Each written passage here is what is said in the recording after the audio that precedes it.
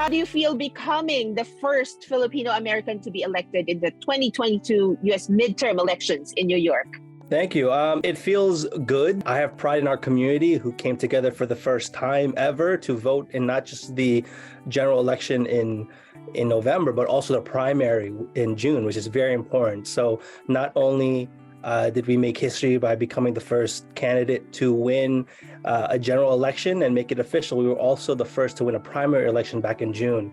We're on a roll, and hopefully I don't think I'm the last, so we're going to have more people join the fray. Until now, there are cases of harassment and violence against Asian people. How are you planning on addressing this concern, given that you have this new platform? Well, everything that we can do to protect Asian Americans and help people feel safe, no matter what background, and make them feel safe in New York City. That's definitely a priority for us. Getting more accurate data on that so we could use is very important.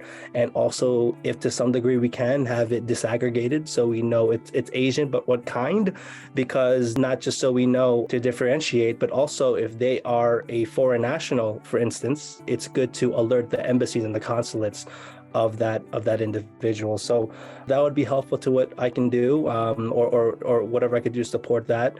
And also on the state level, if there's any funding that we could reallocate to the community to increase the support services for those victims, but also find ways to prevent a lot of these individuals from perpetuating some of these crimes in the first place. What's your fondest childhood memory here in the Philippines? Oh, really? Honestly, I've been thinking about this. People have been asking me this, and that's how I know it's the right answer, because that's the only thing I think about.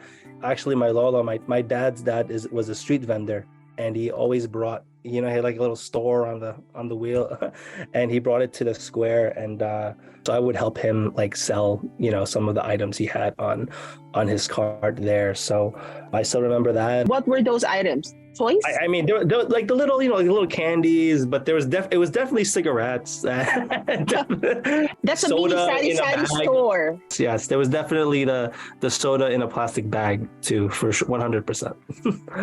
Stronger Together, the GMA Pinoy TV Podcast Season 2. Now available on Spotify, Apple Podcast, Google Podcast, and the GMA Pinoy TV Facebook page.